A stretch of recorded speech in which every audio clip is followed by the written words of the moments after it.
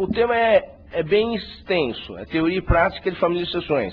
Na verdade, esse tema aqui é de um curso que eu dou na ESA, Escola Superior de Advocacia, em várias cidades do estado de São Paulo, e também de quinta-feira à noite aqui na ESA, na Escola Superior de Advocacia da UAB São Paulo, aqui no Largo da Pólvora. Toda quinta-feira, inclusive começa um curso novo meu em maio. Eu estou terminando agora a parte de sucessões, terminei família, estou entrando em sucessões em abril para a turma agora. E a outra turma que entra no segundo semestre a partir de maio. Sempre está cheio, tá? Sempre está cheio, então quem tiver interesse em fazer inscrição, faça um pouquinho antes, com antecedência, que acaba perdendo as vagas. Eu vou tentar resumir, condensar, tá, esse tema e nos aspectos mais relevantes e polêmicos. Porque se eu falar totalmente de família e sucessões, a gente tem 8 aulas, na verdade, que é o curso da ESA, que são 8 noites, são 24 horas aulas. Eu vou falar em apenas 2 horas. Então, realmente, é complicado, tá? Mas eu vou tentar abranger somente os aspectos relevantes e polêmicos atuais no direito de família e sucessões. Inclusive que nós temos aí, muita gente não sabe, dos enunciados dos juízes da vara de família do interior do estado de São Paulo. Muita gente esquece de aplicar esse enunciado, que a maioria dos juízes de primeira instância aplica esse enunciado, que é de 2006, tá? No finalzinho de 2006. Então são 2 anos e pouquinho aí, 2 anos e meio desses enunciados. Mas muita gente não sabe que existem esses enunciados e de onde que os juízes tiram, né, às vezes, aquela decisão. Muitas vezes foi desse encontro dos juízes da vara de família do interior do estado de São Paulo. Então vamos começar primeiramente. Tive até quarta-feira, dei uma entrevista para a Rádio Justiça lá de Brasília, ao vivo, no celular, e foi referente a um tema importante, que é de concubinato e união estável, que eu gosto sempre de começar com essa matéria, concubinato e união estável, que é totalmente diferente. Não se confunde mais concubinato com união estável. E a sexta turma do STJ, essa semana, julgou o seguinte, que foi negada a pensão por morte à concubina, ou seja, à amante. A amante entrou com um pedido de pensão por morte, ele era casado. O INSS falou que não, só vai para a viúva. Aí ela entrou com uma ação, parece que tinha ganho, né? A justiça deu, mas foi para o STJ negou, falou que ela é concubina, é amante, e amante não tem direito. Por isso que eu sempre costumo entrar com essa matéria, que concubinato e união estável são totalmente distintos hoje. Desde o Código Civil de 2002, a partir de 11 de janeiro de 2003, que é a vigência do novo Código. Então, só deixo esclarecer, colocar aí o conceito de concubinato. Olha o que é concubinato hoje. Olha, e se você pegar esse julgado do STJ nessa semana, 2 ministros deram a favor. Falaram que aquele concubinato era uma união estável, porque já estava há 28 anos. 2 ministros. Eu acho que estão em causa própria. Mas foi lá, com 28 anos, mas isso não é concubinato, ele estava casado, é concubinato. Vocês vão ver pelos conceitos agora. Concubinato é uma relação não eventual entre homem e mulher. Está no artigo 1727 do Código Civil. É uma relação não eventual entre homem e mulher, impedidos de casarem. Impedidos, salvo separados de fato e separados judicialmente. Por que eu estou colocando a salvo separados de fato e separados judicialmente? Porque os dois estão impedidos de casarem, mas não constitui concubinato, constitui união estável. Portanto, sobraram quem dos impedidos? Os casados e os parentes que não podem casar. É claro que o legislador não teve como foco principal os parentes que não podem casar. Como, por exemplo, um pai tem uma relação amorosa com uma filha, uma mãe tem uma relação amorosa com um filho, irmãos terem relação amorosa. Existe? Até existe. E se existir é concubinato. Mas o legislador estava preocupado que tinha muitos pais tendo relações amorosas com seus filhos? Não, não foi isso. O caso foram os casados. O principal foram os casados. Ele é casado, tem uma relação amorosa fora do casamento, extraconjugal, relação de adultério, que ainda existe no Código Civil. Isso é uma relação de concubinato. Ela é casada, tem uma relação amorosa fora do casamento, extraconjugal. Isso é uma relação de concubinato. Por isso que eu sempre falo, amante é sinônimo de concubinato. Amante é sinônimo de concubinato, mas não amante no sentido de namorados. Amante no sentido popular mesmo. O outro, a outra, relação extraconjugal. Amante é sinônimo de concubinato. Mas também eu sempre falo, não basta ser amante, tem que participar. Por que precisa participar? Porque é uma relação não eventual. Se ela é uma relação não eventual, ela é contínua e constante. Se é contínua e constante, aí ela passa a ser não eventual, e aí realmente é concubinato. Por isso que eu sempre falo, não basta ser amante, tem que participar. Eu sempre pego um exemplo lá do direito do trabalho. Lá no direito do trabalho, o professor, ou quem faz trabalhista, o doutor Nelson aqui faz trabalhista, né? Quem faz trabalhista sabe disso. Para que dê vínculo empregatício entre empregado e empregador, é necessário Bater cartão. Bater o cartão deu vínculo empregatício. Aqui é a mesma coisa. Bater o cartão toda sexta-feira, concubinato. Bater o cartão todo quinto dia útil, é concubinato. Tá? Relação contínua e constante. Uma mulher conversando com a outra. Quando o seu Ricardão vem? Ah, meu Ricardão vem toda sexta às 19 horas. Relação contínua e constante, relação de concubinato. Ah, e o seu quando vem? Ah, o meu vem de vez em quando. Tem dia que ele fala que vem e não vem, tem semana que ele fala que vem e não vem, tem mês que ele fala que vem e não vem, tem ano que ele fala que vem e não vem. Ele faz surpresa. Isso é uma relação eventual. Nem concubinato dá. No máximo, uma amizade colorida. Mas não dá concubinato. Por isso que eu sempre dou uma dica para vocês. Não avisa mais, não avisa. É hoje que você vai vir? Não sei, não sei. É hoje? Não sei. Faz surpresa. Fica avisando que é toda terça-feira, toda sexta-feira que você vai lá, para você ver. Vai dar o concubinato, tá? Então, para que não dê isso, tem que fazer surpresa. Surpresa não dá concubinato. É somente uma amizade colorida. Agora, para que uma pessoa quer entrar com uma ação de reconhecimento de concubinato contra a outra? Por causa dos bens. É sempre por causa dos bens. Aí que é a diferença principal com a união estável. No concubinato, para que o concubino tenha direito ao patrimônio do outro concubino, tem que provar esforço comum. E o que é esforço comum? Esforço comum é tirar dinheiro do bolso. É demonstrar que realmente colaborou para comprar aquele apartamento, aquele automóvel. O juiz vai perguntar, a senhora está pleiteando o apartamento desse senhor. A senhora está pleiteando o automóvel desse senhor. A senhora prova que realmente contribuiu para comprar esse apartamento, esse automóvel? A senhora tem um recibo de depósito na conta dele? Tem um recibo do vendedor? Se tiver, nada mais do que justo devolver com juros e correção monetária. Isso é esforço comum, não é meação. Por exemplo, ele tem um imóvel de 200 mil reais, um apartamento de 200 mil reais, e ela está pleiteando, e ela prova que colaborou com 10 mil reais. Ela tem direito à metade do apartamento? Não, só tem ao dinheiro que ela desembolsou. Os 10 mil restituído com juros e correção monetária. Isso é esforço comum. Por isso que eu costumo dizer assim, conhece aquela mulher valiosa? Mulher valiosa? Dólar? Tá valendo bastante, viu, cara?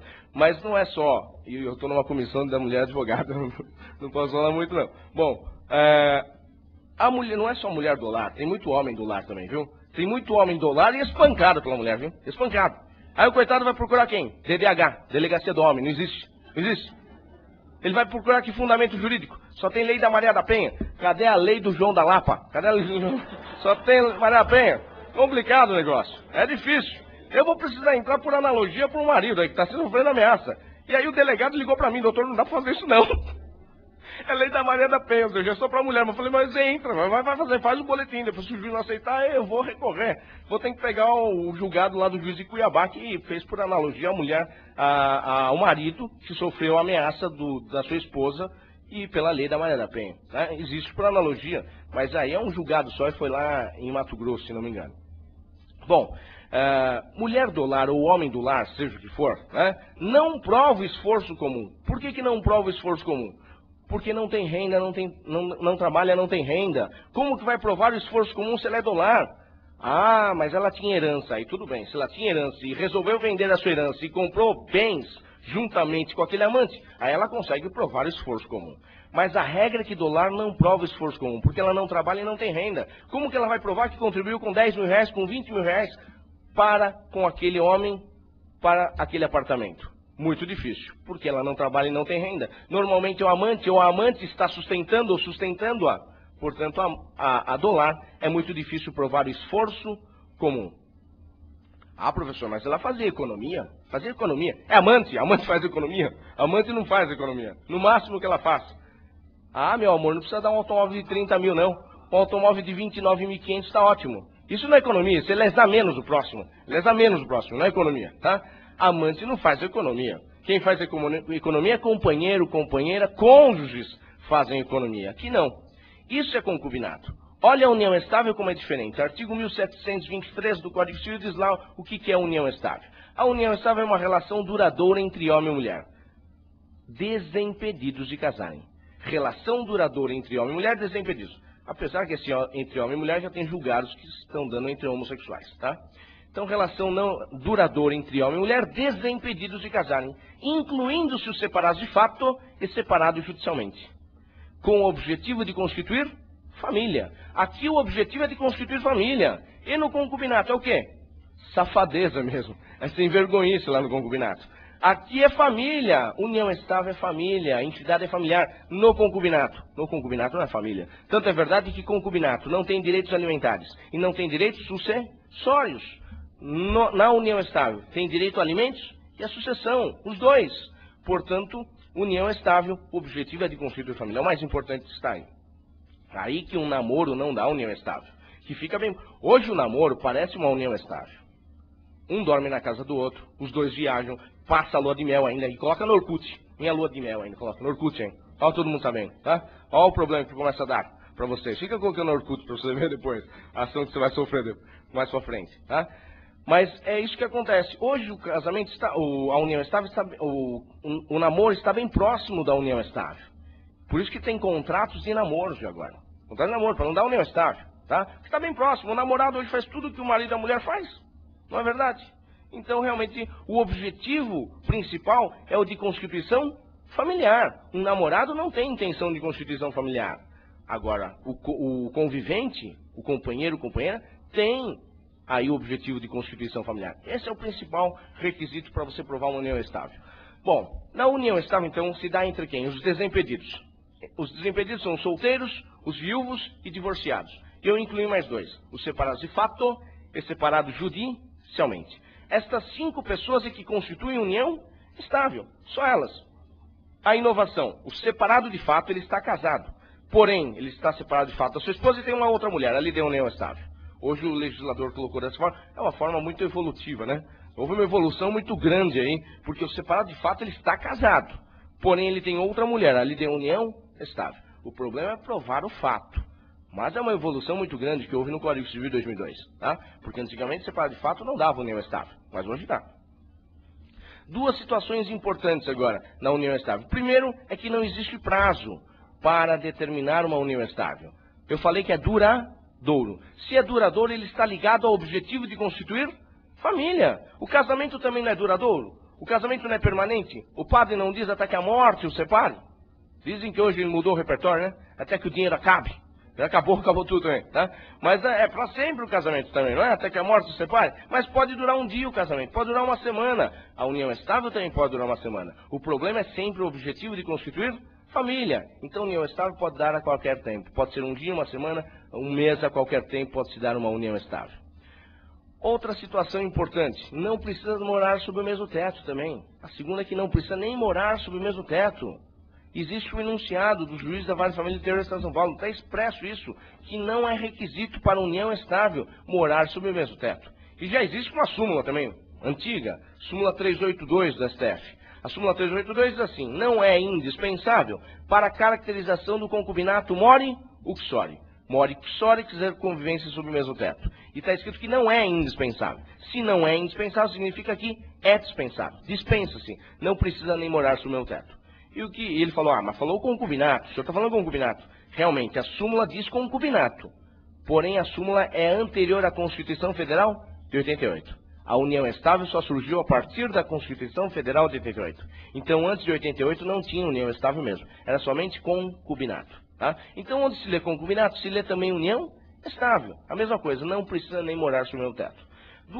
Outras situações importantes para se comprovar uma união estável. A primeira, normalmente é via judicial. Normalmente é via judicial, tá? Porque aqui no Brasil ainda é assim, não se mexe em time que está ganhando, né? O companheiro está 10 anos com a sua companheira, e o companheiro fala assim, vamos fazer um contratinho, não é melhor fazer um contratinho, não? Ela fala, pra quê? Pra que fazer um contratinho? Porque para ficar mais seguro. Ela fala, pra quê?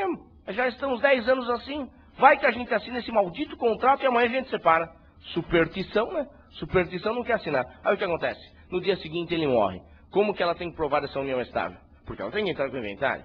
Como? Com uma ação judicial. Não tem jeito. Se ela é de fato, normalmente é via judicial. Então, é ação de reconhecimento e dissolução de união estável. Você tem que propor uma ação de reconhecimento e dissolução de união estável.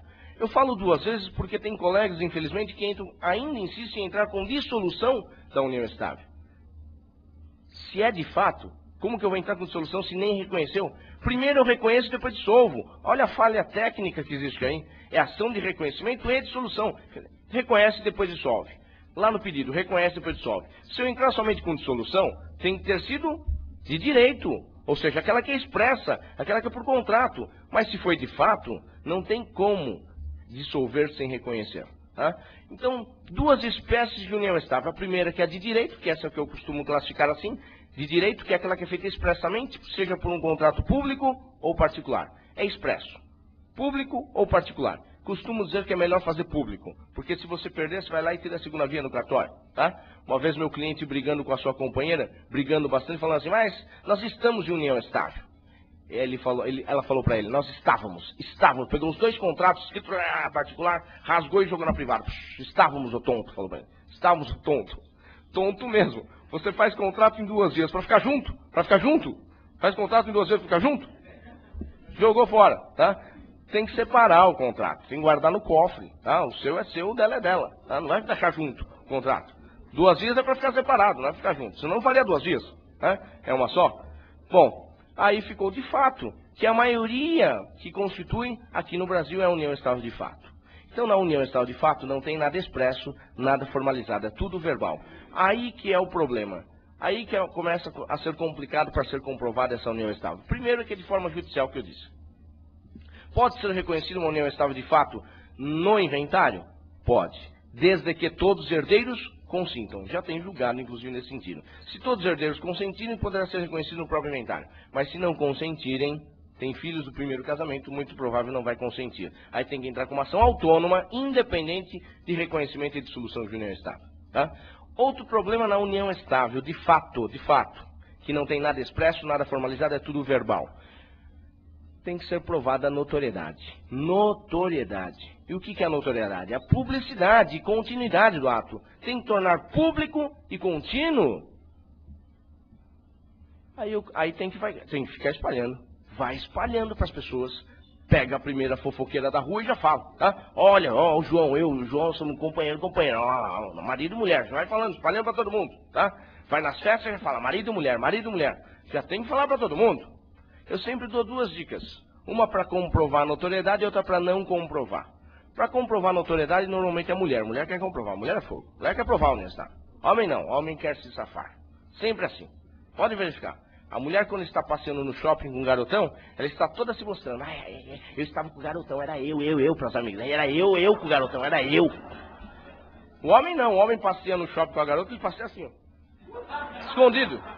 Os amigos vêm perguntar, não era eu não. Eu vi você, não era eu. Sempre assim. Olha só o que a mulher faz para comprovar a notoriedade. Ela engana o coitado do homem, engana. Fala assim, meu amor, é a partir de hoje que nós vamos constituir uma união estável? Ele diz, a partir de hoje. Ela fala, então vamos comemorar com jantar à luz de velas? Ele diz, vamos, onde e que horas? Ela, pode ser na minha casa? Não vai, é território inimigo, não vá. O coitado não sabe, eu vou. Às 19 horas. Ela vai para a rotisseria da esquina, compra tudo na rotisseria da esquina, tudo pré-pronto, viu? Esquenta no micro-ondas, fala que ela que fez tudo aquilo lá bonito. Fala que ela que fez, mentira, tá? Comprou tudo pré-pronto. E não convida só o coitado, convida todos os vizinhos. Pessoal, vai entrando aí, que é um jantar surpresa. Conhece o João? Hoje nós vamos ficar em união estável, tá, pessoal? Sabe o que é união estável? Artigo 1723, tá? Já dá uma palestra para eles, uma mini palestra, tá? Mas vocês só vão aparecer quando ele falar união estável, tá, pessoal? Fica debaixo da mesa, atrás do sofá, atrás da cortina, fica tudo escondido. Chega o coitado às 19 horas, aperta a equipamento, lindo. Ela foi, tá correndo, já abre a porta da sala, empurra ele pro centro da sala e fala assim, e aí, meu amor, o que hoje nós vamos comemorar? E o coitado, meu amor, hoje nós vamos comemorar nossa união estável. Ela, o quê? Não entendi. União estável. União estável. Bom, basta 2 pessoas que estavam lá ser chamado em juízo e vai falar para o juiz, não, excelência, foi união estável mesmo. Tinha bolo, tudo de comemoração, salgado, era bom, salgado. O juiz vai perguntar, mas ele falou união estável? Falou 3 vezes ainda. Detalhe, no bolo, sabe no bolo? No bolo estava assim, comemoração da união estável entre João e Maria. E tinha a data no bolo, a data. E os dois tiraram fotos assim, os dois, ó, o bolo e os dois. Tiraram fotos assim, pronto, provou a notoriedade. Olha o problema. Agora, para o homem, é para não comprovar a notoriedade. Foto é questão de notoriedade. Primeiro documento a ser juntado numa foto. Fala bem, num processo de união estável. Foto. Primeiro documento a ser juntado numa união estável é foto. Foto é questão de notoriedade. Orkut, imprime pronto lá, todo mundo vê, tá? E aí, mulher guarda tudo, viu? Mulher guarda tudo, ela junta a foto desde o prezinho, os dois no prezinho, sempre fala que é desde aquela época que você namorava já. Mulher junta tudo, até a foto do primeiro namorado, pode ver, ela tem, mulher junta tudo. Sabe por que mulher junta tudo? Tudo para usar num processo judicial futuro.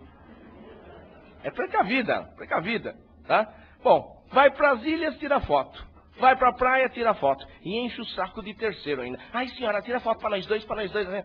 Vai para a praia, vai para o Morro do Elefante, em Campos do Jordão, lá, os dois lá, e o elefante atrás. Cruzeiro marítimo, os dois e o comandante do lado. O comandante ainda, olha só. Outra testemunha, o comandante, tá? Vai tendo notoriedade, várias pessoas. O que o homem tem que fazer para não acontecer isso? Deixa que eu tiro a foto, eu tiro. Fica aí sozinha. Agora tirou a minha, só tirou a minha. Mandar tirar uma sua sozinho também, não vai tirar os dois, tá? É um de cada vez. Pronto, já não deu problema para ela e também nem para você.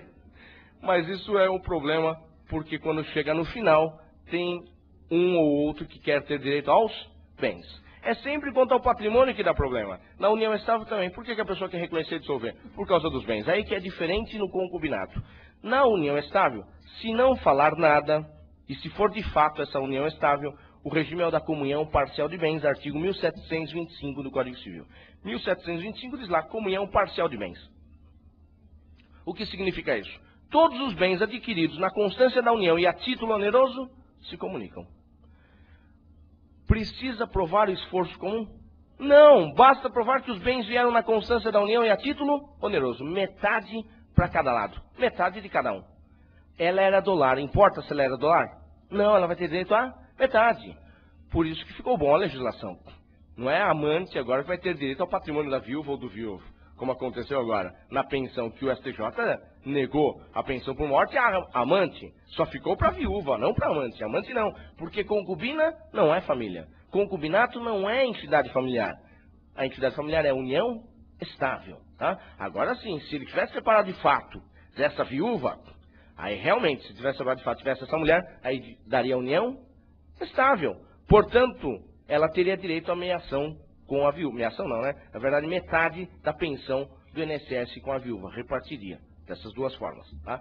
Então tem que ser provada a separação de fato, mas ele não estava. Era amante mesmo. E 28 anos já, tá? E nem tinha filhos, acho, com ele, tá? Também. Então, realmente, ela se sujeitou a essa situação de ficar como amante também. Pois, os dois lados tem que tomar cuidado, tá? Até a amante tem que falar, ué, vai sair com nada, tá? Mas muito provável que ele sustentou-a tranquilamente. Tanto é verdade que ela nunca trabalhou também, essa amante. Tá? Então ele sustentava ela para ficar só para ele lá, né? Uns 28 anos. Mas ela se sujeitou a isso. Esse é o problema. Tanto é verdade que a mulher também não sabia dessa amante. Então estava oculto mesmo e era amante. Não sabia, senão até poderia tentar uma justificativa de uma união estável. Se a outra mulher sabia também. Mas nesse caso não saberia. Bom, outra situação importante. Então, ó, um é esforço comum, o outro é concubinato, tá? No concubinato é esforço comum, na união estável é comunhão parcial de bens. Então, um é esforço comum, o outro é comunhão parcial. Totalmente distintos, diferentes. Vamos falar agora um pouquinho da dissolução da sociedade conjugal. Então, vou falar os aspectos práticos, tá? Da dissolução da sociedade conjugal, que nós temos separação e divórcio. Vou falar da separação judicial e divórcio judicial primeiro. E depois eu falo da Lei 11.441/07, um aspecto polêmico que está aí, e é para que você não tenha esse problema lá no futuro, tá, com o seu cliente. Então, vou falar primeiro da separação judicial. Na separação judicial, nós temos duas espécies. Separação judicial consensual e litigiosa. A consensual é por mútuo consentimento, artigo 1574. E teve um requisito alterado, que é o prazo. Temos o prazo de 1 ano de casado. Para você separar consensualmente, tem que ter pelo menos 1 ano de casado. Por que isso, hein? Antigamente eram 2, viu? É 2 anos. Por que isso, 1 ano de casado?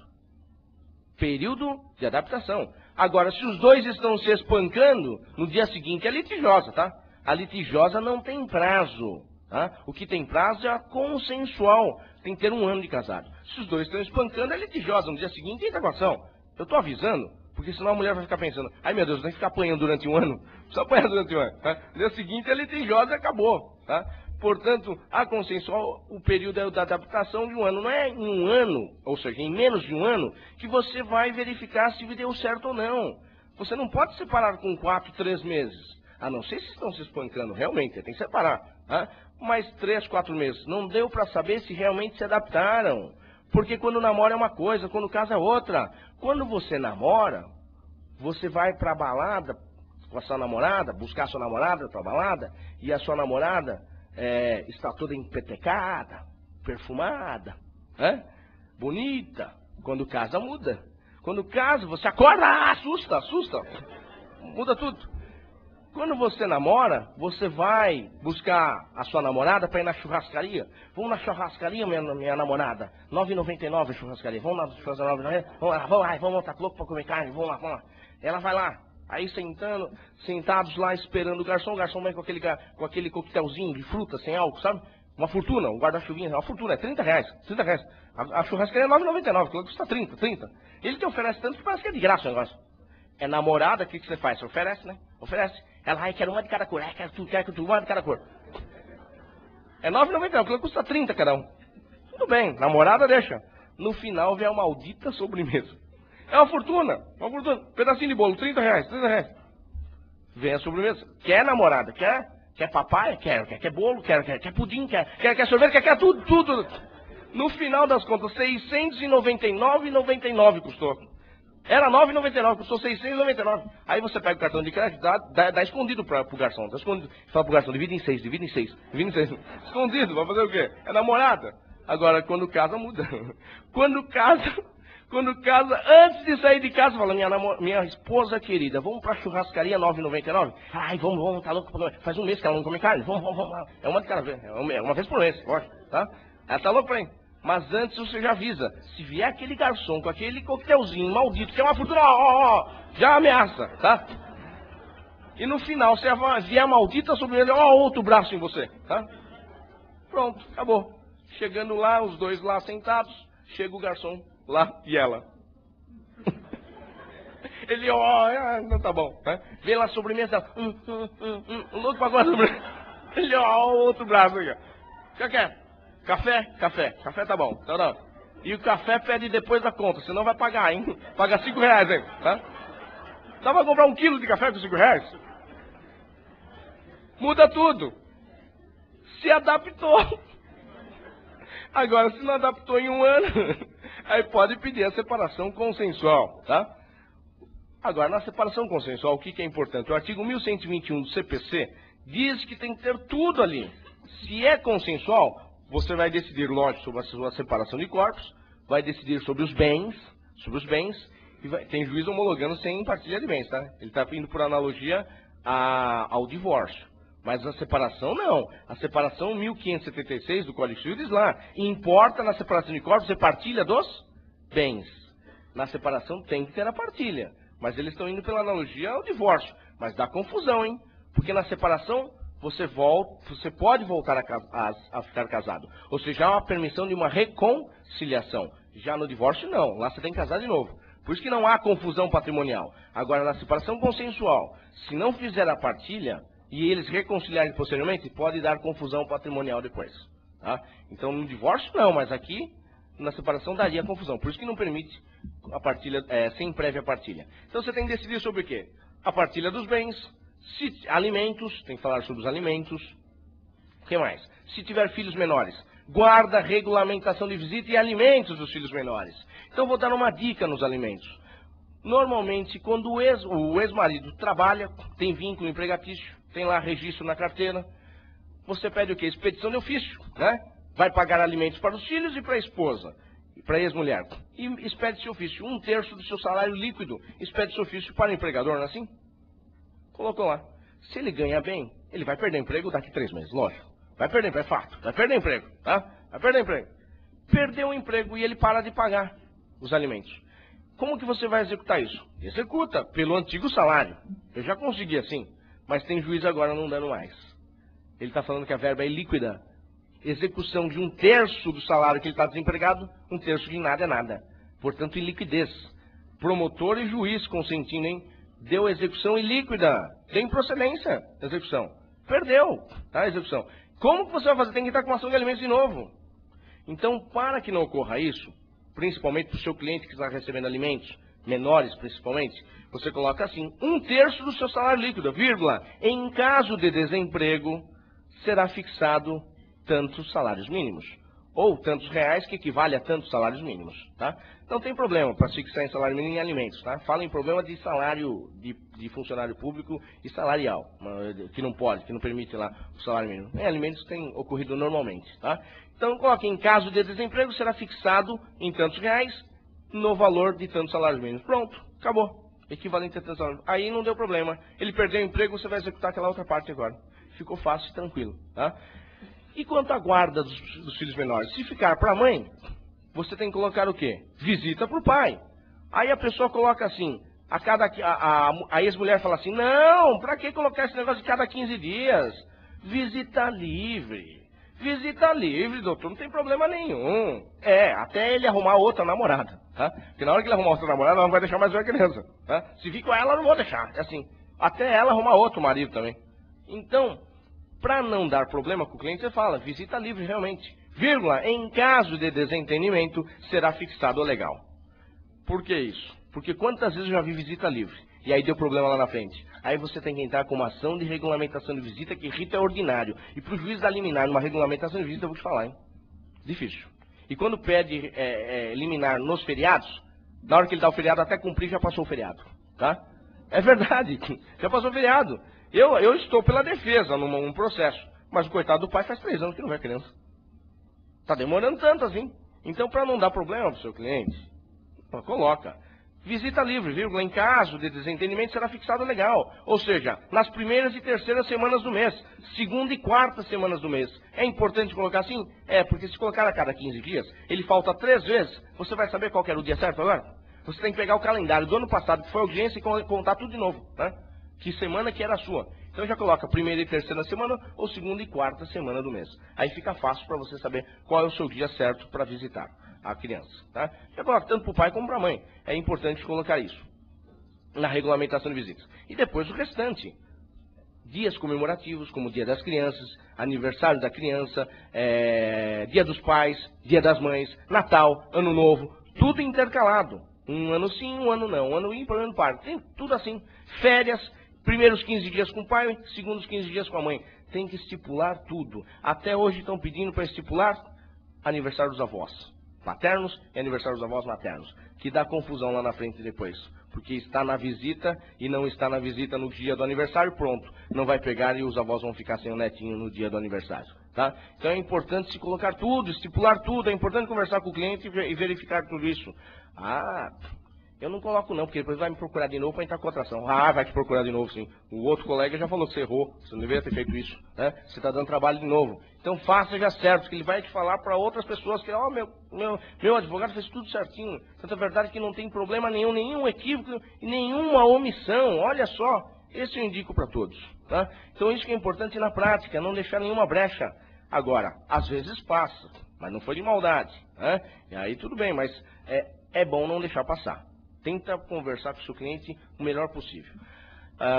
Outro seria aí a separação judicial litigiosa. A separação judicial litigiosa, nós temos 3 espécies. A primeira é chamada de separação judicial litigiosa sanção, que é aquela quando quebra deveres do casamento. Artigo 1572 do Código Civil. 1572 lá. Quebrou deveres do casamento, separação judicial litigiosa, sanção. Qual que é o principal dever do casamento? Qual o principal dever? Uma vez um aluno para mim, professor, isso eu sei. Falei, qual é? Sexo, ele. Sexo. Falei, Quantos anos de casado você tem? 3 meses. Então eu falei, então é mesmo, tá certo. Então tá certo. Qual o principal dever? Fidelidade recíproca.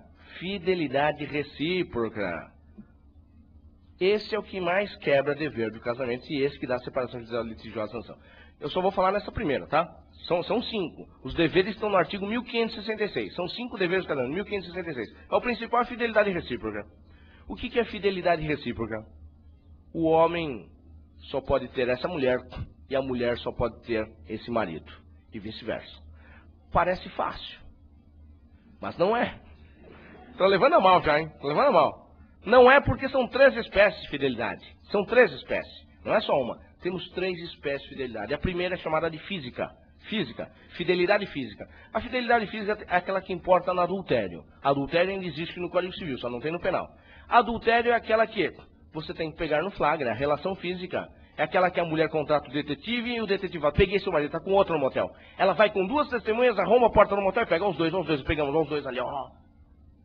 Muito difícil hoje, porque o adultério não é mais crime, não dá nem para arrombar a porta do motel para dar flagrante, não é mais crime. Muito difícil acontecer isso, tá? Tanto é verdade que aconteceu uma vez isso com o meu cliente. A mulher dele contratou um detetive e ele só trabalhava. Sexta-feira deu uma recaída nele e foi parar no motel, né? E aí o detetive falou, peguei, é o último dia de contrato, mas eu peguei ele, tá aqui com outra. Ela foi pra lá, mas não foi com 2 testemunhas e não arrombou a porta do motel também. Mas ficou na porta do motel, esperando lá, esperando. Na hora que ele saiu, deu de cara com a mulher dele. Na hora que ele viu, ele entrou, voltou, ficou lá. E ele liga pro advogado, doutor, o que eu faço? Eu falei, fica aí, não sai daí, dorme aí. Sua mulher tá vendo coisas, tá vendo até você saindo no motel com outra, tá ficando louca ela. Prova alguma coisa? Prova que ele fez alguma coisa com aquela mulher lá? Não prova. E outra, e ele não fez mesmo. Ele queria fazer uma surpresa, pô. A mulher dele levou a mal esse negócio, tá? Ele queria fazer uma surpresa pra mulher. A mulher que ele estava era uma profissional da decoração. Era uma arquiteta, Ela queria ver a decoração para fazer uma igual na casa dele. Era para copiar a decoração no hotel para a casa dele. E a mulher levou mal. Olha só, a mulher levou mal. Que coisa. Às vezes é difícil, fica complicado. Eu lembro que eu advogava, às vezes, eu tinha clientes que tinha uma rede de motéis, né? E aí, às vezes, ele não pagava, você cobrava ele, né? E ele falava, vem receber aqui. Eu tinha que ir lá. Já pensou se alguém me vê entrando lá, vai falar, lá, tá aprontando. Mas eu não estava aprontando, estou só recebendo meu dinheiro. Mas a pessoa está trabalhando e a pessoa pensa que é pensar mal. Você está vendo? Pensar mal, não pode pensar mal, tá? Não dá. A física não dá, tá? A física não dá. Mas a moral dá. É a segunda espécie de fidelidade. A moral. A moral dá. Que história é essa saindo do motel com outra mulher? Saindo com outra mulher, aí dá infidelidade moral. Que história é essa? A moral é um namoro, é um flerte, é um beijo de namorados, um abraço de namorados. Esse costuma pegar com testemunhas. É fácil. Você está no fórum e fala assim, minha colega, eu ganhei a ação, eu também ganhei a ação. Então tá bom. 1 minuto abraçado da infidelidade moral, tá? É só 10 segundos, parabéns e tudo bem, tá? 1 minuto começa a dar infidelidade moral. A moral é fácil de se comprovar. É um namoro, um flerte, um beijo de namorados, um abraço, já começa a dar infidelidade moral. A terceira e última, essa está na moda, é chamada virtual.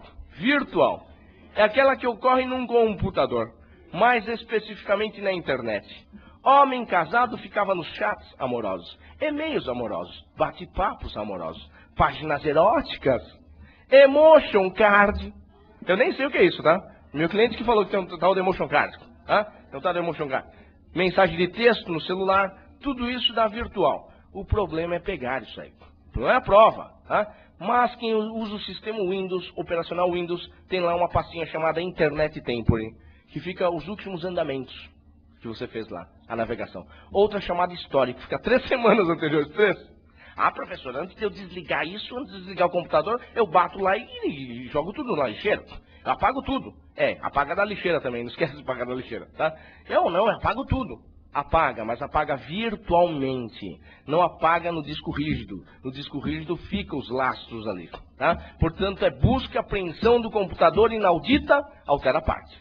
Sem ouvir a outra parte. É claro, se ouvir ele vai tocar fogo no computador. Você vai tocar fogo antes, né? Se está pedindo para ele levar o computador, vai tocar fogo. Então aí fica no disco rígido. Perito vai pegar. Se ocorrer isso, o perito vai pegar. Uma vez eu dei uma palestra, foi em Caçapava, o Alberto Caçapava, tinha um advogado que falou assim, doutor, que pastinha é essa que eu... Como que é o nome? Falei, Internet Temporary. E a outra, falei, Histórico. Hoje eu pego. Eu falei, toma meu cartão, deu o cartão pra ela depois. Ela ia pegar o marido dela, já estava desconfiada.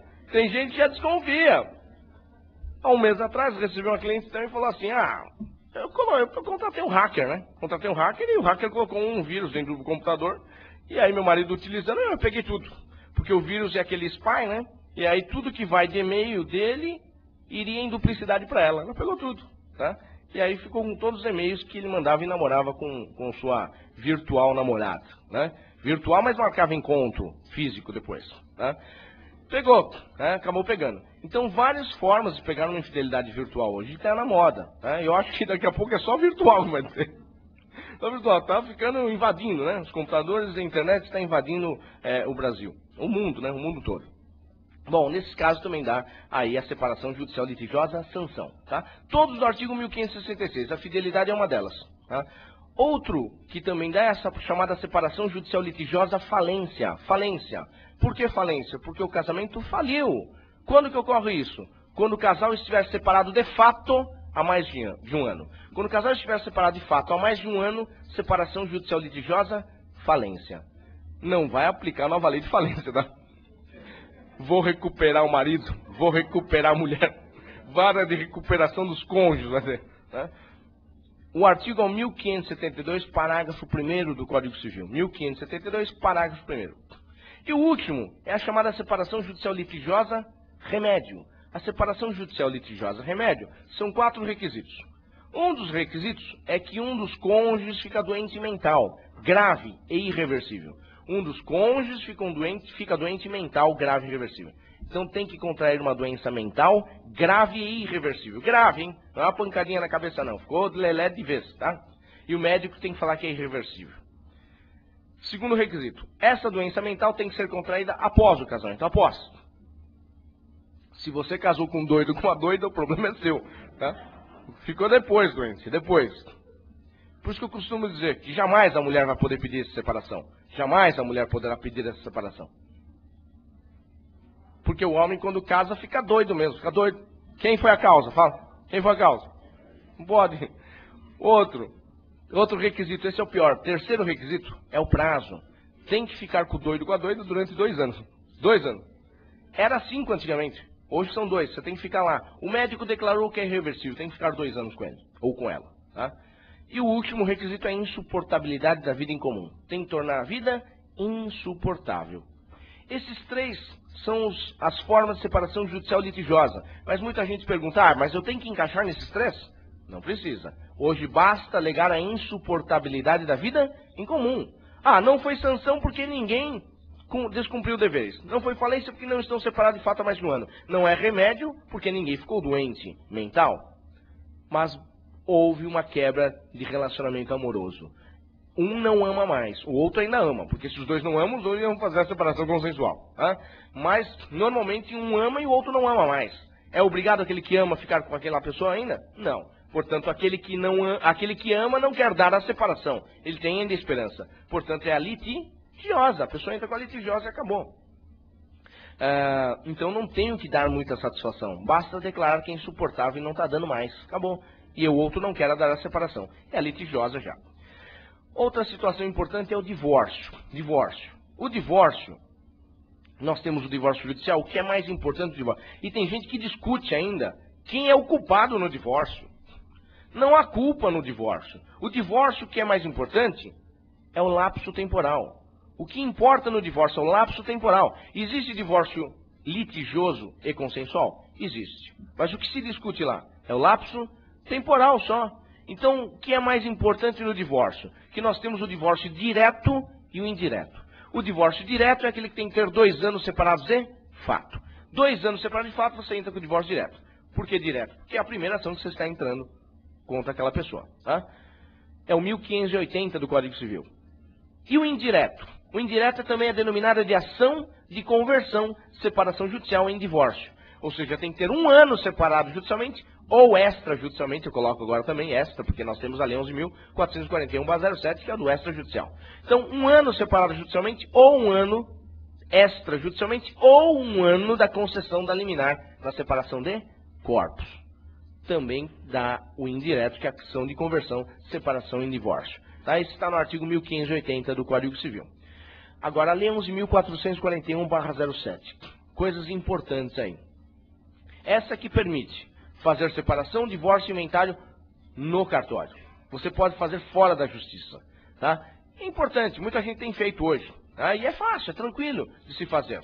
Você pode fazer em qualquer lugar, na sua casa, no seu escritório, não precisa ir no cartório. Porque o cartorário tem fé pública. Você pode ir na sua casa, no seu escritório, eu costumo dizer assim, faça sua separação, divórcio, inventário, delivery, vou aonde você quiser, tá? No seu escritório, na sua casa. E realmente é assim, é dessa forma, é tranquilo. Primeiro requisito, é feito por escritura pública, E se é por escritura pública, é lavrado no cartório de notas. Qual cartório de notas competente? Resolução 35 do CNJ diz assim, qualquer cartório de notas em todo o território nacional. Então não tem mais aquela história, você está brigando lá em Tocantins com a sua esposa. E você fala, nós quando voltarmos para São Paulo, nós vamos separar. Não precisa mais, separa lá mesmo, lá em Tocantins. Faz uma escritura pública de separação, depois faz a verbação no cartório de registro civil e pessoas naturais aqui em São Paulo. Tá? Então hoje pode ser em qualquer lugar. Isso é uma dica importante e prática. Por que isso? Porque se tem muito patrimônio esse cliente, principalmente inventário, onde as custas e emolumentos são mais caros? São Paulo, Rio de Janeiro também é. Então muita gente tem feito no Mato Grosso, tem feito no Paraná, tem feito aqui em Minas Gerais. Ah, mas eu tenho que ir até lá? Não, manda um e-mail para o cartório te dá o orçamento. Tá? Inclusive eles vêm até aqui e fazem essa lavratura. Apesar que não se permite, né? Porque é fora do estado. Mas fica difícil de comprovar que se ele veio até aqui ou você foi até lá, né? Porque ele já traz pronto. E aí é só assinar o livro e acabou. Tá? Então as pessoas têm feito fora do estado. Você tem que fazer o orçamento para verificar qual fica mais barato. Aqui em São Paulo ou fora de São Paulo. Por isso que tem um projeto de unificação, né, das custas dos cartórios. Que aí São Paulo começa a perder dinheiro, perder arrecadação em razão disso. Tá? Mas é importante saber onde você vai fazer. Tá? Onde você vai fazer. Segundo requisito. Terceiro requisito, né? Terceiro.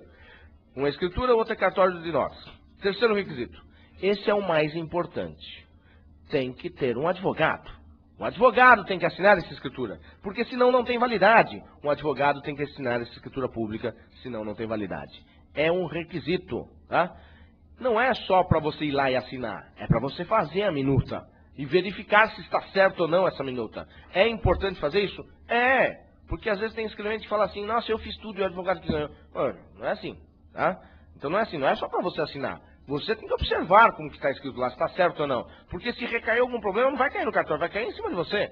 Que você que analisou aquilo. O advogado, na verdade, ele acabou sendo uma pessoa profissional e técnico que entende daquela situação. Só ela. Tá? O cartório nada mais é que um chancelador só. Agora o advogado é que vai ser responsável naquela situação. Tá? Então não é tão simples assim não para o cartório. Tá? É simples para o cliente, mas para o advogado não é tão. A responsabilidade é a mesma que o judicial. Então é importante também essa posição do advogado, não deixar para o cartório fazer. É você que tem que fazer a minuta. Ele até manda lá um modelinho para você, mas vai fazendo diferente. Tá? Tem que mudar algumas cláusulas às vezes, não é aquele padrão que você quer. A não ser que seja uma conversão só, separação e divórcio, aí tudo bem. Agora se tiver bens, não vai deixar de fazer, tem que você fazer o advogado. Se tem bens, tá? Outro requisito, não pode ter pessoas menores ou incapazes. Ou seja, só pessoas maiores e capazes que poderão fazer essa separação, divórcio e inventário por cartório. Se tiver um filho menor, já não dá mais, tem que ser judicial, tá? Então não poderá ter pessoas menores ou incapazes envolvidas. É tudo judicial se tiver menor ou incapaz. Aqui é só pessoas maiores. Outra, consensual, né? Tem que ser consensual. Se é escritura pública, tem que ser consensual. Esse que está dando polêmica. Tem que decidir sobre os alimentos. Você tem que falar sobre os alimentos também, tá? Tudo que é consensual tem que falar sobre tudo. Tem que falar sobre os alimentos. Você pode renunciar, pode desistir e pode fixar alimentos, não é assim? Renúncia. O enunciado dos juízes da Vara de Família do Interior do Estado de São Paulo não estão deixando mais. Pelo enunciado, não. Separação, eles não deixam colocar renúncia mais. Por causa do artigo 1707 do Código Civil, que o 1707 diz assim, que os alimentos são irrenunciáveis. E a separação judicial ou extra, ela não quebra o vínculo familiar ainda. A separação judicial ou extra, ainda eles estão casados, na verdade. Porque permite a reconciliação. O enunciado diz que permite-se colocar renúncia no divórcio e na dissolução da união estável. No divórcio e na dissolução da união estável. É permitido colocar, tá? Porque acabou com o vínculo familiar. Extinguiu o vínculo familiar. Na separação não estão deixando colocar. Renúncia. Acabou o direito. Desistência, é por hora. Hoje eu não preciso, mas amanhã eu posso precisar. Renúncia, acabou o direito. Desistência por hora. Eu não quero exercer hoje, mas amanhã eu posso exercer. Agora, renúncia, você não vai poder exercer mais. Muito difícil, hein? Agora, fixou os alimentos. Aí a polêmica. Foi fixado alimentos de R$1.000 para a ex-mulher. A ex-mulher, o ex-marido vai pagar R$1.000 de alimento para a ex-mulher. Só que faz 1 ano que ele não paga. 1 ano que ele não paga, e agora o que ela faz? Execução de alimentos. Execução, porque fez título executivo à escritura pública. Eu executo pelo artigo 733 do CPC ou 732 do CPC. Artigo 733 é sob pena de prisão. Artigo 732 sob pena de penhora. Eu executo por qual deles? Executo pelos dois. Súmula 309 do STJ, né? A súmula 309 do STJ diz o quê? A partir da propositura da ação, as últimas 3 prestações, mais o que forem vencendo no decorrer do processo. E o restante para trás. 732 sob pena de penhora, assim? Súmula 309 diz lá. A partir da propositura da ação, as últimas 3, mais o que forem vencendo no decorrer do processo, sob pena de prisão 733. E o restante? Está faltando os 9 meses. 732 sob pena de penhora. Aí que está o problema. Se você fizer a leitura do artigo 733 do CPC, a leitura do 733 do CPC, 732 e 733, os dois estão assim. A execução de sentença ou decisão. Escritura pública é sentença. Escritura pública é decisão. Então tem gente falando que não cabe prisão. Olha só. Então não cabe porque sai das duas. Não, mas daí você vai pelo qual? Você vai pela lei 11.300 e aquela da execução, 11.386, né? Se não me engano, da execução nova, título extrajudicial. Você vai pelo título extrajudicial. É penhora também, tá? Ali você tem como, mas prisão tem que tomar cuidado. Não tem juiz que não está aceitando, hein? Para você executar sob 733, porque não é sentença e também não é decisão judicial os alimentos da escritura pública. Pronto. Ele não tem bens para penhorar. A única forma que faria ele pagar era a prisão. Ele não vai pagar. Se não der prisão, ele não vai pagar. Então toma cuidado. Se o meu cliente vai receber alimentos, eu não faço por escritura. Eu faço judicial. Eu não vou deixar esse problema para o meu cliente. Tá? Então faz judicial. Não vai fazer dessa forma. Tem juiz entendendo que dá prisão? Tem. Tem juiz entendendo. Porque a lei veio para desafogar o Poder Judiciário. Se continuar aplicando dessa forma, vai afogar novamente. Portanto, eles estão entendendo que dá prisão. Mas eu vou deixar meu cliente nessa situação?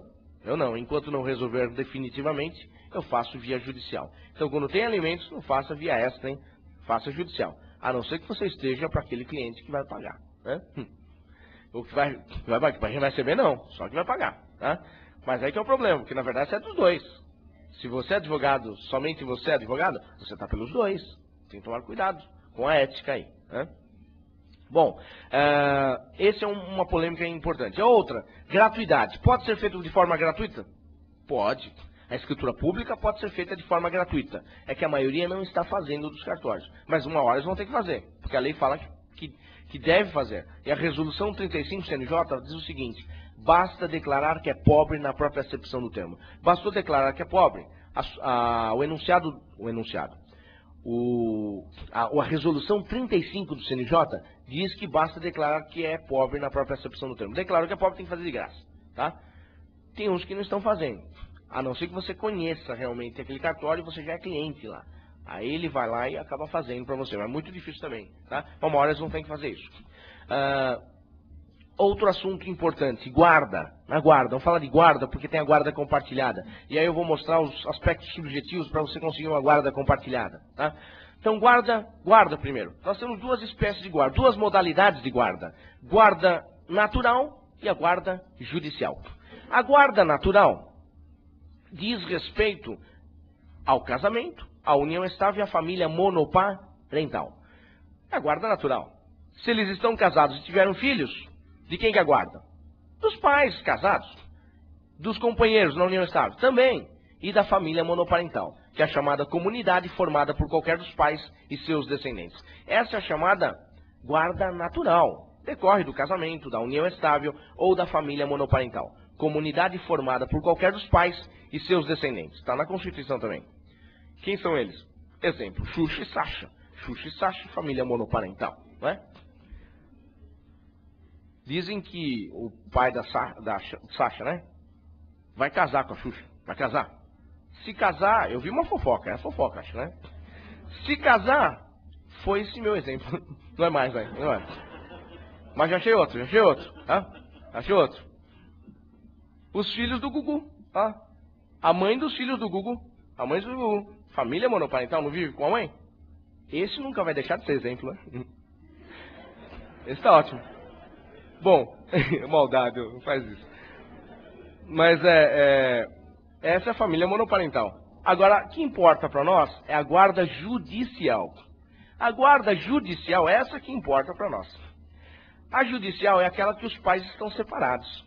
Estão separados. Aí nós temos a primeira guarda, que é chamada guarda unilateral. A guarda unilateral, ou única, é aquela que 90% é no Brasil. Que aceita no Brasil é essa daqui. Tá? Guarda unilateral ou única. A guarda unilateral única é aquela que vai ficar com um dos pais e o outro tem direito à visita. Aí nós temos a figura do guardião e não guardião. O guardião quem é normalmente? Aqui no Brasil normalmente é a mãe. Aqui no Brasil, né, 90% é a mãe. Mas a lei hoje diz quem tem melhores condições. E melhores condições é só dinheiro? Não, melhores condições é afetivo, moral, educacional, tudo. Não é só dinheiro, hein? Porque se melhores condições fosse só dinheiro, o juiz ia deixar com quem a criança? Com quem? Com o advogado. Com o advogado ia deixar. Se melhores condições ia deixar com o advogado. Ela falou, não, fica com o senhor também. Né? Então, não é só dinheiro, tudo. Moral, afetivo, educacional, tudo isso. Bom, a guarda unilateral normalmente é da mãe. Ela é a guardiã. E o não guardião é o pai, normalmente, aqui no Brasil. O não guardião tem direito a visitas. E o guardiã tem direito ao quê? A posse do menor. Se o guardião tem a posse do menor, ele tem a guarda física. A guarda física, veja bem, a guarda jurídica é dos dois. Seja do pai e da mãe. A guarda jurídica é dos dois. Quem autoriza para casar um menor? Os dois. Porque não é com a separação e com o divórcio que vai extinguir o poder familiar. O poder familiar não extingue com a separação e com o divórcio. É a guarda que vai para um e para outro. Tá? Portanto, os dois têm que autorizar. Para viajar fora do país, os dois têm que autorizar. Portanto, a guarda jurídica é aquela de decorrência do poder familiar. Os dois têm. Agora, a guarda física, com quem fica? Com a guardiã, que normalmente é a mãe. Essa tem a guarda física. Essa é a diferença. Quem tem a guarda física tem o poder da imediatividade. Quem tem a guarda física tem o poder da imediatividade. E o que é essa imediatividade? Por exemplo, quem escolhe a escola para a criança? Nesse caso, a mãe. Quem escolhe a roupa da criança? A mãe. Quem escolhe o médico? A mãe. Quem escolhe o dentista? A mãe. Quem escolhe os amigos? A mãe. Tudo é a mãe. Por isso que ela tem o poder da imediatividade. Por isso que é uma das situações que não cabe prestação de contas na ação de alimentos. Hein? O STJ decidiu ano passado. Não cabe prestação de contas na ação de alimentos.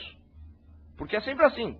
O ex-marido está pagando alimentos e fala assim, eu estou pagando na conta da minha ex-mulher, mas é para criança, esse alimento é para criança, e ela está usando o dinheiro da criança, ela está fazendo mau uso da criança, ela está comprando bolsa, sapato para ela, ela está indo no baile funk com o meu dinheiro, com o baile funk, está dançando pocotó, creu nele também com o dinheiro, meu dinheiro, é o meu dinheiro que está dançando, é sempre assim, tá?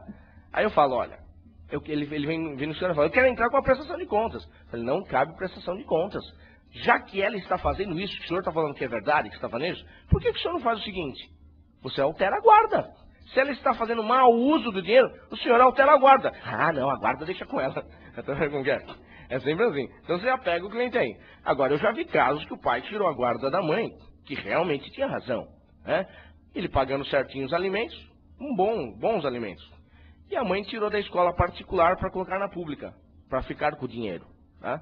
E aí, ele foi passear com a criança, pegou no dia de visita, e aí, tá tudo bem, filho?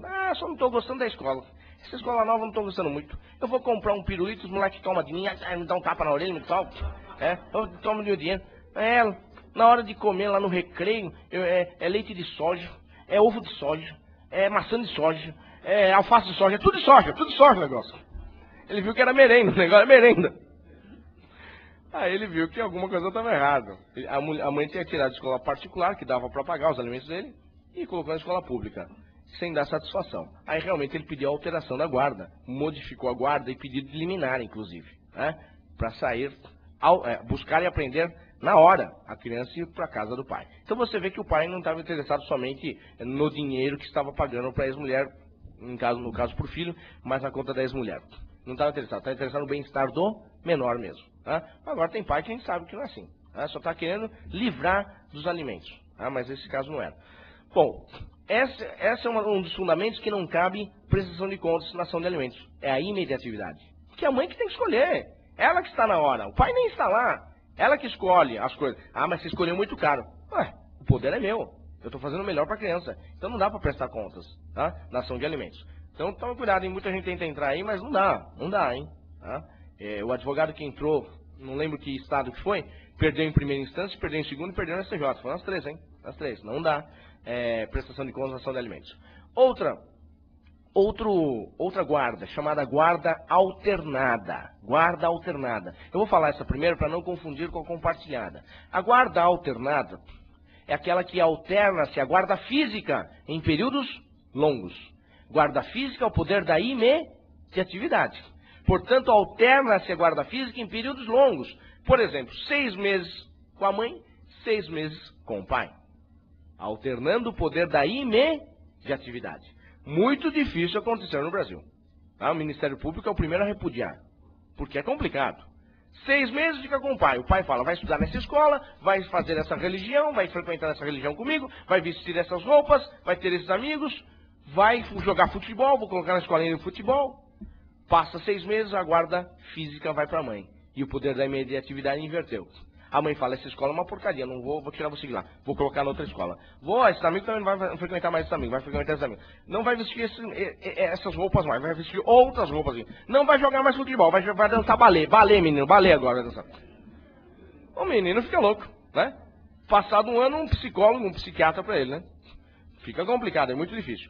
Mas acontece, tá? Uma vez num curso da ESA, uma defensora pública até levantou e falou, mas eu consegui uma vez, consegui uma guarda alternada, a mãe morava no Rio Grande do Norte e o pai no Rio Grande do Sul.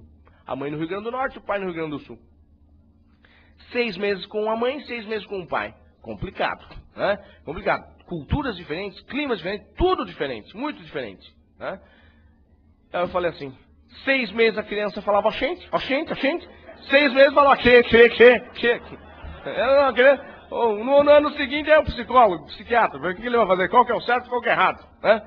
Então fica complicado. Para os pais é uma beleza, porque para os pais não tem um ônus do quê? Da visita, tá? Se não tem ônus da visita, para eles ficam tranquilo, mas para a criança é ruim demais. Então essa guarda alternada não vai confundir com a compartilhada, tem que confundir com a compartilhada. A terceira é a guarda compartilhada. A guarda compartilhada veio através da Lei 11.698/08. Lei 11.698/08. Que essa lei alterou 2 artigos do Código Civil. Artigo 1583 e 1584 do Código Civil. Quem tem o código do ano passado, já foi, viu? Ou, se não quiser comprar, vai lá no site do Planalto, tira a legislação e cola na página, viu? Cola na página para não errar. Porque mudou tudo. Esses 2 artigos foram bem alterados pela Lei 11.698/08, publicado dia 13 de junho de 2008. Só que teve vacácio legis de 60 dias. Começou a vigorar a partir de agosto, se não me engano 11 de agosto, dia do advogado inclusive. 11 de agosto começou a vigorar, entrar em vigor essa legislação. O que consiste a guarda compartilhada? Vou dar um conceito primeiro. É um sistema de corresponsabilização dos pais separados. É um sistema de corresponsabilização dos pais separados em face dos seus filhos menores, ou em razão dos seus filhos menores. Tá? Então, sistema de corresponsabilização dos pais separados em razão dos seus filhos menores. Olha a diferença da guarda alternada. Aqui, se é um sistema de corresponsabilização, significa o quê? Que a guarda física é simultânea dos dois. A guarda física é simultânea dos dois, ou seja, o poder da imediatividade é dos dois simultaneamente. Quem escolhe a escola para a criança? Os dois. Quem escolhe o médico? Os dois. Quem escolhe a religião? Os dois. Quem escolhe a educação? Os dois. Quem escolhe a roupa? Os dois. Tudo tem que ser os dois. Quem vai na reunião de pais e mestres? Os dois. Não precisa ir junto, tá? Não precisa ir junto, tá? Manda um mesmo pai, um mesmo a mãe. Não é só a mãe em incumbência. É dos dois, tem que ser alternado, tá? Nesse caso. Porque é um sistema de corresponsabilização. Tá? Então, a simultaneidade é dos dois, na imediatividade. Essa é a principal diferença. Agora eu vou dar aspectos subjetivos para você conseguir uma guarda compartilhada que não está na lei. Não está na lei e também não está nem no Código Civil. Tá? São aspectos subjetivos que o juiz e o promotor concedem uma guarda compartilhada. Alguns, tá? Tem alguns que não são adeptos e não tem jeito, tem que apelar. Mas, para conseguir, tem que ter esses requisitos. Se não tiver, pior ainda. Tá? Primeiro requisito. Ambos querem a guarda. Ambos vão querer a guarda. Então, normalmente, ela é consensual. Ambos querem a guarda. Só que o senador Demóstenes Torres foi o relator lá no Senado desse projeto. E ele pediu para alterar um artigo. Por isso que voltou para a Câmara e depois voltou para o Senado. Porque demorou um pouquinho aí. Né? Mas ele pediu para alterar um artigo dizendo o seguinte, que o juiz também poderá fixar a guarda compartilhada. Então não é só de comum acordo. O juiz pode fixar também a guarda compartilhada. Mas não é para obrigar o pai. É em casos especiais. Em casos especiais ele pode fixar a guarda compartilhada. Eu achei de extrema importância. Por que isso? A criança é deficiente. A criança é doente. E precisa de um tratamento intensivo, inclusive. Não é só a mãe que tem que tratar. O pai também. Nesse caso, o juiz tem que dar guarda compartilhada. E falar assim, não é só a mãe que tem que ficar levando para o hospital, mas o senhor também tem que levar para o hospital. E tem que ser a guarda compartilhada. Olha que bacana. Isso foi importante, extrema importância. E muita gente não pede. Pensa que a guarda compartilhada é só consensual. Ambos querem. Mas não. Nos casos que não só a mãe vai ficar com essa situação complicada para ela. Que ela também tem os outros afazeres. Então tem que se revezar. Né? Segundo requisito subjetivo. A alternância de lares tem que ser em períodos curtos. A alternância de lares tem que ser em períodos curtos. Tem que ter alternância de lares. Ficar com o pai, ficar com a mãe. Com o pai e com a mãe. Tem que ter alternância. Mas tem que ser fixado em períodos curtos. Porque se for em períodos longos é alternada. Esse é compartilhado. Por exemplo, segunda, quarta e sexta com o pai. Terça, quinta e sábado com a mãe. Domingo livre, né? Terça tá de saco cheio já. Né? Domingo deve ficar sozinho, domingo. Tá? Então sempre assim, ou uma semana com a mãe, uma semana com o pai, isso é guarda compartilhada. É a melhor guarda que existe para criança, viu? É a melhor guarda. É que no Brasil é muito difícil, porque o costume não é esse. O costume do casal quando separa é não querer nem ver a cara do outro mais. Né? E ainda falo, o problema é o filho que ficou no meio. Que no dia do aniversário tem que ver a cara do outro ainda. Né? E ainda tem que ver a namorada dele, ou o namorado dela também. Esse que vai dar o problema. Né? Então aqui ainda há uma resistência em razão dessa situação. Mas é a melhor para a criança, que vai conviver sempre com os dois. Tá? Terceiro requisito. Terceiro.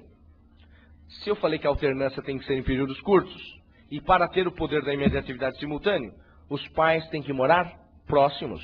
Os pais têm que morar próximos. Não adianta a mãe morar em São Paulo, capital, e o pai morar em São José do Rio Preto. Como vai fazer a imediatividade? A mãe fala, ai pai, dá para vir buscar a criança na escola? Já está esperando lá na porta, porque eu vou atrasar do serviço. Como que ele vai vir buscar? E o poder da imediatividade? Não dá para exercer. Tá? A imediatividade ficou com a mãe mesmo. Tá? Aí é única, não é a guarda compartilhada. Então tem que morar em lugares próximos, locais próximos, domicílios próximos. Eu vi uma vez um juiz falando o seguinte, eu só aplico a guarda compartilhada se morar no mesmo prédio ainda. Falou. Para você ver como ele acha de ser uma importância morar próximo. Só se for no mesmo condomínio, ele falou. Tá? Então é muito difícil ainda no Brasil acontecer essas situações. Mas tem. Quarto e último requisito. Os valores têm que ser parecidos. Mesmos valores têm que ter. Valores morais, valores educacionais, valores religiosos.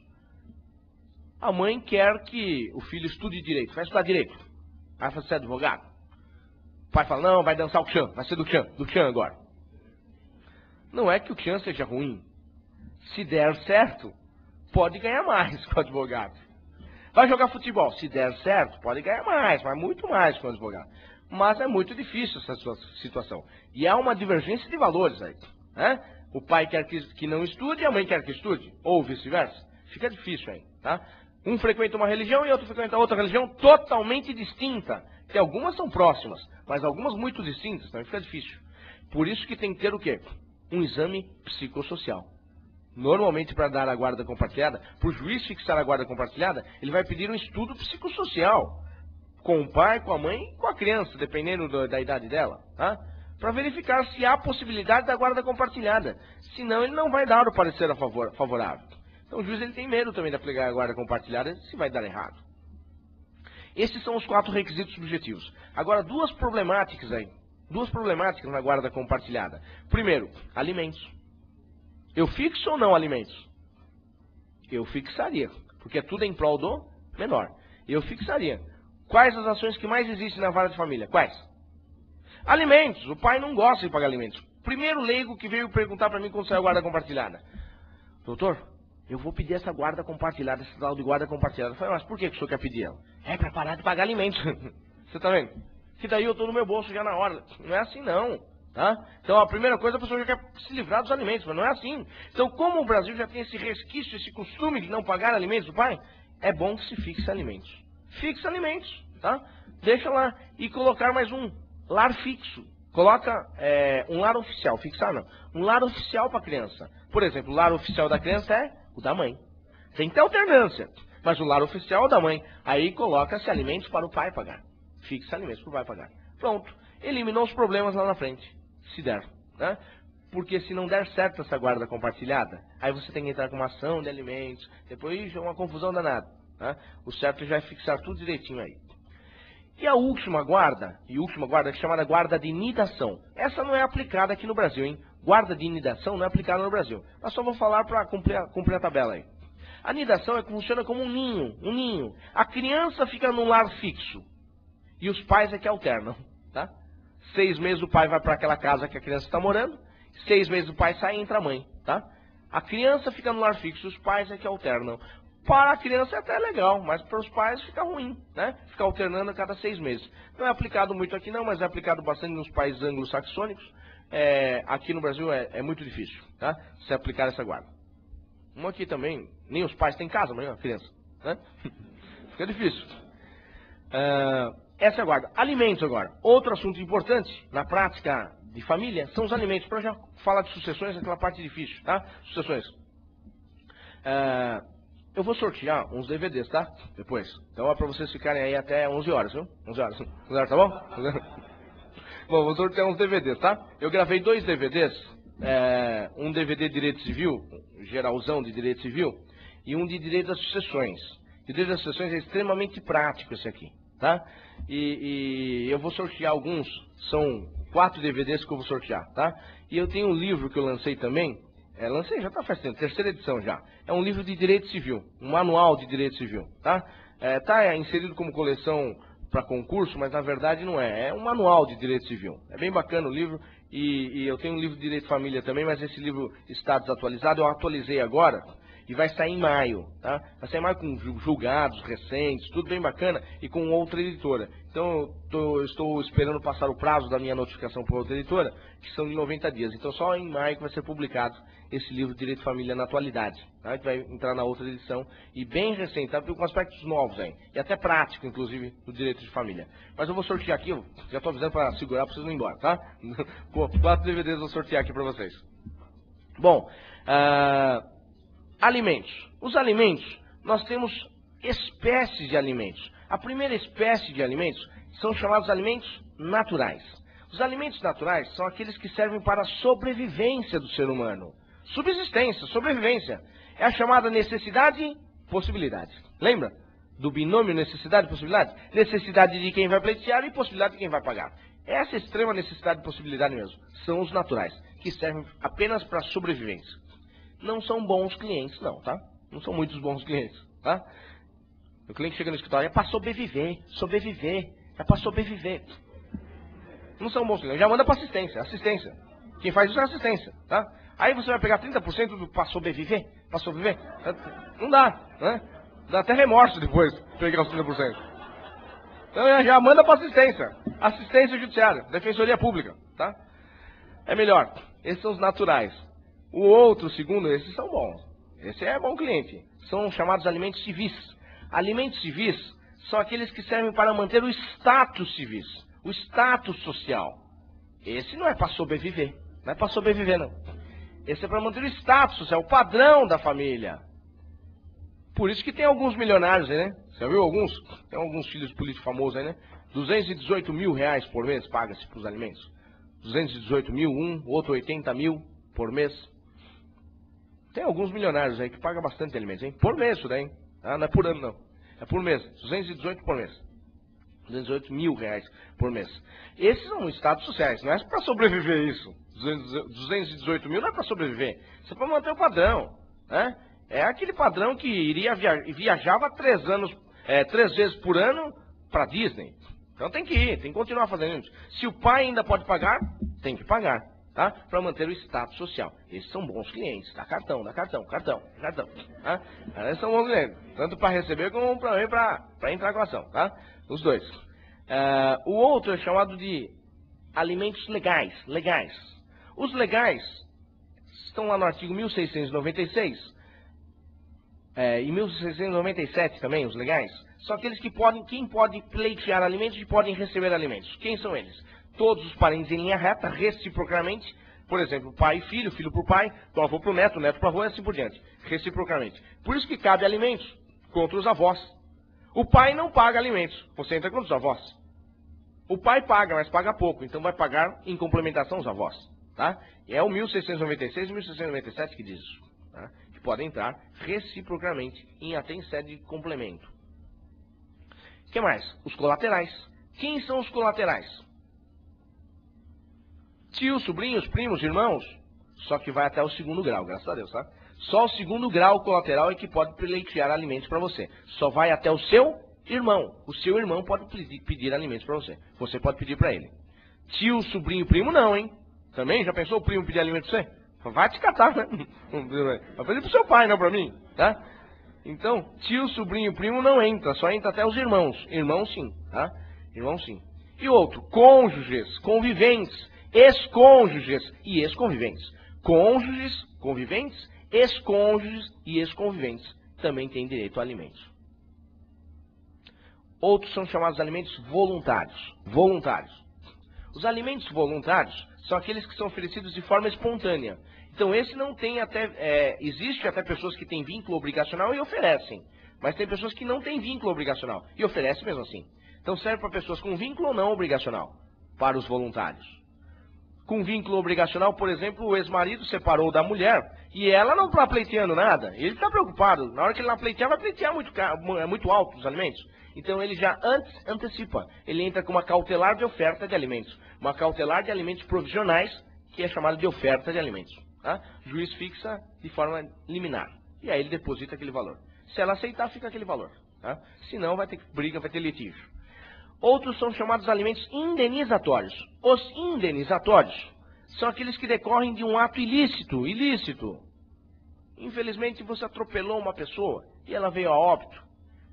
Tinha 23 anos e sustentava toda a família. Você só não vai responder se você for o culpado. Você só não vai responder por danos morais e materiais, mas também como os alimentos. Né? Que até normalmente acho que é 73 anos, né? Agora hoje, no Brasil, aumentou a estatística, a expectativa de vida, né? Foi até 73 anos. Tem uma tabelinha, né? Uma tabelinha para ir até esses alimentos. Claro que vai chegando uma certa idade e vai caindo esses alimentos também, tá? E o último agora, a última espécie de alimentos é a nova, tá? Alimentos novos aí, ó. Alimentos gravídicos. Essa é a inovação. Essa lei foi publicada dia 5 de novembro de 2008.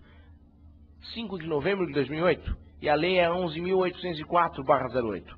Lei 11.804/08. Alimentos gravídicos. Foi de extrema importância essa legislação, porque ela definiu o polo ativo. Quem é o polo ativo? É o feto? É o nascituro? Ou é a mãe? Agora está lá definido. É a mãe. A mulher grávida poderá propor ação de alimentos gravídicos. Isso foi bom. Só que a lei deixou muitas brechas para pessoas de má fé. A lei veio para boa fé, lógico. Mas deixou muitas brechas para as pessoas de má fé. Vocês vão ver que eu vou comentar agora essa legislação. Então, o polo ativo ficou fixado. Quem poderá propor os alimentos gravídicos? A mulher grávida. A mulher grávida. Em razão do futuro pai. O réu é o futuro pai. Como que o juiz vai acatar e vai dar liminar nesses alimentos gravídicos para o futuro pai, que não está registrado? E agora? A lei está simplesmente assim. Basta o juiz ter convicção de que o réu é o pai. Basta ele ter convicção. Subjetivo do juiz. Subjetivo, ficou complicado. Eu estava conversando com o doutor aqui. Antes, falei para ele, O problema do IMESC. Não, uma ação, eu peço o DNA. Faça DNA, urgente. Urgente é 1 ano. A criança já nasceu. Tá? Então, se você impugnar, contestar, o réu contestar e falar para fazer o DNA, já nasceu a criança, ele já está pagando. Tá? E depois não é o pai, fala para mim. Ele não é o pai. É irrestituíveis. Os alimentos são irrepetíveis, irrestituíveis. Não dá para devolver. Eu entro com uma ação de dano moral contra a mulher e imaterial porque eu paguei. No projeto da lei estava escrito isso, que a mulher que indicar equivocadamente o futuro pai sofrerá uma ação de dano moral e material. Só que foi revogado. Foi vetado. Revogado não, foi vetado. O artigo que estava isso foi vetado, a lei não está. A lei tem 12 artigos, 6 foram vetados. E o primeiro fala que a lei fala de alimentos gravídicos. E o último, a lei entrará em vigor na data da sua publicação. Na verdade só tem 4 artigos. Ficaram 4 só, tá? Ficaram com pouco, vetaram muitos. Então esse negócio de dano moral e material fica difícil, hein? Fica difícil conseguir. É irrestituível. O máximo que a pessoa vai fazer, esse futuro pai, que na verdade não era pai, e pagou um abatimento no imposto de renda só, tá? Fez um ato benevolente para a sociedade. Eu colaborei com as pessoas. Esqueci de ligar para o Criança Esperança e agora estou colaborando. Eu colaboro para as pessoas nascerem bem, tá? Fazer só isso agora, não tem jeito. Agora, o que consiste os alimentos gravídicos? O que consiste os alimentos gravídicos? Consiste em consultas médicas, internações no hospital, exames médicos. Aí vai fazer ultrassom 3D, 4D. Ferrado, cara. Medicamentos e alimentações especiais, que for necessário, inclusive. Tá? Então, se o médico falar que tem que ter uma alimentação diferenciada, pronto. Tá? Roupa, né? Vestuário de grávida também.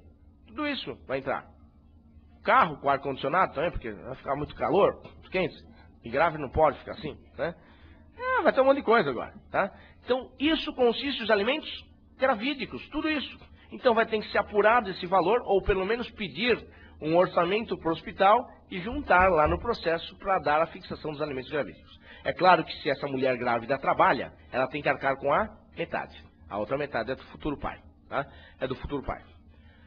Agora, o maior problema, isso daí vai ter que ser, ou vai ser revogado, ou vai ter uma súmula no STJ, que ainda é novo. Né? Eu não vi, não teve nenhuma pessoa que entrou com ação e a criança já nasceu. Tá? Que foi 5 de novembro. Até entrar com ação, as pessoas sabem, dezembro, tudo. Então não tem ainda criança que nasceu. Mas olha lá o que diz o artigo 6º, parágrafo único, se não me engano, da legislação. Fala assim: nascido o filho com vida, converte-se os alimentos gravídicos em alimentos. Converte-se em alimentos automaticamente. Como que vai converter em alimentos se o pai não reconheceu? É o futuro pai que foi indicado. Ele não foi lá ou ele é obrigado a reconhecer? Não, a ação é de alimentos. A ação não é de reconhecimento de paternidade. A ação não é de investigação de paternidade. A ação é de alimentos gravídicos. Tem nada a ver com reconhecimento. Por que que então converte-se automaticamente em alimentos? Ele não registrou. Se ele não registrou a criança, a mãe tem que entrar ainda com ação de investigação de paternidade. Não tem como ali, não sei como que vai acontecer. Se vai converter realmente assim, o juiz vai aplicar, fica difícil, não tem vínculo nenhum, se o pai não reconheceu. Não tem o nome na certidão de nascimento. Como vai fazer esse vínculo? Fica difícil, hein? Então a mãe teria que propor, a mãe não, né? O filho, através de sua mãe, propor ação de investigação de paternidade, acumulada com alimentos. Se não reconheceu, fica difícil. Então aí está aparecendo uma presunção legal da paternidade. Se o legislador quisesse realmente, né, salvaguardar tudo isso e dar mais proteção para essa mulher, o que ele deveria ter feito? Presunção legal da paternidade. Né? Nasceu o filho com vida e foi julgado a procedente esses alimentos gravídicos, reconhece de forma presumida a paternidade. Está reconhecida de forma presumida. Essa presunção é iuris tantum, tá? É relativa. Você pode impugnar. Aí o pai teria que entrar com ação negatória de paternidade. Então a lei tem que ter uma emenda. Ou vai ter que ter súmula aí. Tá? Porque está muito ruim aí. Está faltando muita coisa aí. Não vai dar para aplicá-la. Tá? Depois que nasce o filho não vai dar para aplicá-la não. E o último artigo fala lá o seguinte, que a contestação, o prazo é de 5 dias. O prazo é de 5 dias para contestar. O réu tem 5 dias para contestar. Tá? Complicado, hein? porque depois não é o pai, fica difícil. Então, hoje, a mulher, né, o homem tem que tomar cuidado. O homem tem que tomar muito cuidado. Né? Se tem dois, ela está com dúvida entre dois. É o mais rico, né? Eu já indico o mais rico, é. Depois ela fala, depois eu me viro. Depois que nasceu, eu me viro. Tá? Ah, vai indicar o mais rico. Só tomar cuidado os homens, hein? Os homens têm que sair em bando agora. Sair em bando, viu? Sair em bando. Porque se indicar, tem que indicar todos. Né? Aí indica todos que vai ser proporcional. Os alimentos sempre são proporcionais também, viu? Não é solidário os alimentos. Só pro idoso que é solidário, que está lá na Lei 10.741. Estatuto do Idoso. Bom,